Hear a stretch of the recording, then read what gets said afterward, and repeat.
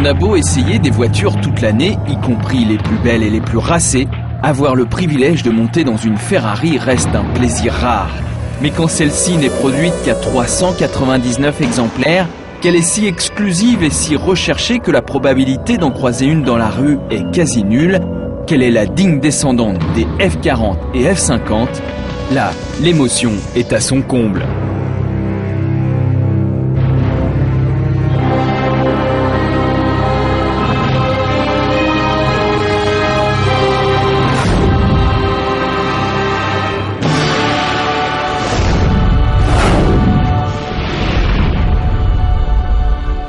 Mais c'est seulement le lendemain matin qu'on la découvre dans toute sa beauté sauvage. Vous l'avez constaté en début d'émission, la Ferrari Enzo hypnotise toute personne qui pose son regard sur sa robe sophistiquée. Vient ensuite le plus beau des cérémonials, on ouvre les portes en élytre, on s'installe dans le siège et surtout, après un tour de clé, on appuie en tremblant sur le bouton magique qui réveille le monstre.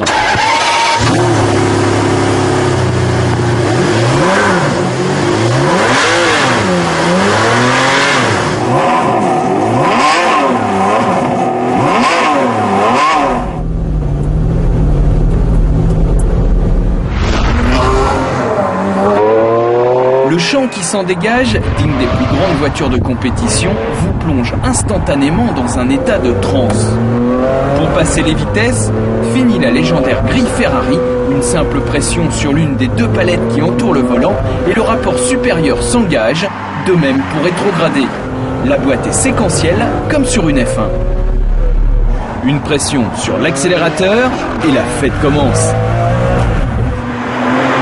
Mais avec une voiture de 675 000 € entre les mains et le propriétaire dans les parages, pas question de prendre de risques, on y va sur des œufs.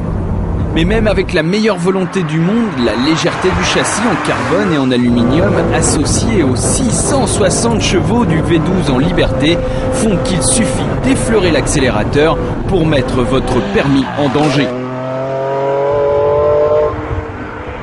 On est collé au siège. Et ça pousse tout le temps. Et pourtant, à ma grande surprise, l'Enzo est incroyablement facile à conduire. Il faut dire que l'électronique, déconnectable, veille et empêche tout débordement. Détail subtil, l'aileron rétractable qui s'oriente automatiquement selon la vitesse. Effet garanti. Enfin, preuve que Ferrari est au sommet de son art, l'Enzo se glisse dans le trafic sans broncher, même les embouteillages ne lui font pas peur. Impensable, voici 10 ans pour une voiture aussi pointue. Vous l'aurez compris, si Ferrari a réussi à domestiquer sa dernière création, elle peut difficilement néanmoins s'exprimer sur route. Son vrai terrain de jeu, c'est la piste.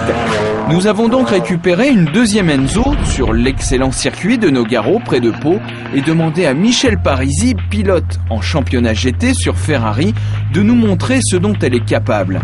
Et c'est là que l'on a pu juger réellement des capacités de la bouillonnante italienne.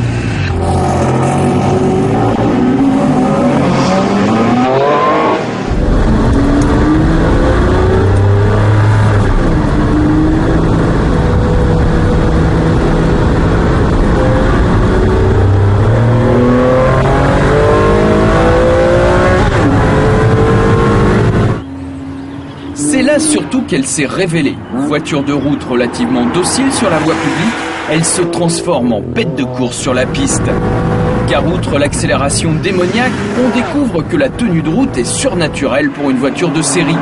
Les vitesses de passage en courbe sont si élevées et le roulis si imperceptible qu'il faut l'entraînement d'un pilote pour résister à l'inertie. Le coup devient rapidement douloureux. Mais le plus stupéfiant, c'est le freinage. Avec ses freins moitié carbone, moitié céramique, elle décélère aussi violemment qu'une monoplace type F3.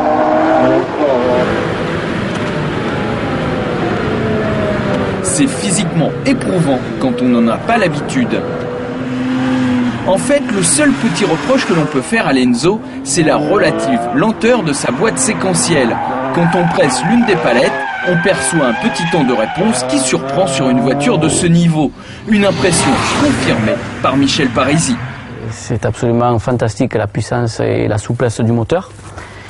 Le seul petit truc que je reprocherais, ça serait une petite lenteur dans le changement de vitesse. On aimerait justement, dû le standing de la voiture et les performances de la voiture, que ça passe un peu plus rapidement. Sinon, bon, c'est que du bonheur au niveau suspension, un freinage incroyable avec les freins céramiques et puis une tenue de route exemplaire, qui est bien sûr un peu limitée sur la piste par rapport aux pneumatiques de route et qui demanderait à être utilisée avec des pneus slick qui rendraient les performances encore beaucoup plus élevées.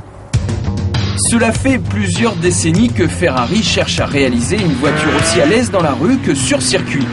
Beaucoup plus civilisée qu'une F40, plus performante qu'une F50, avec l'Enzo, le constructeur de Modène vient peut-être de trouver la formule magique.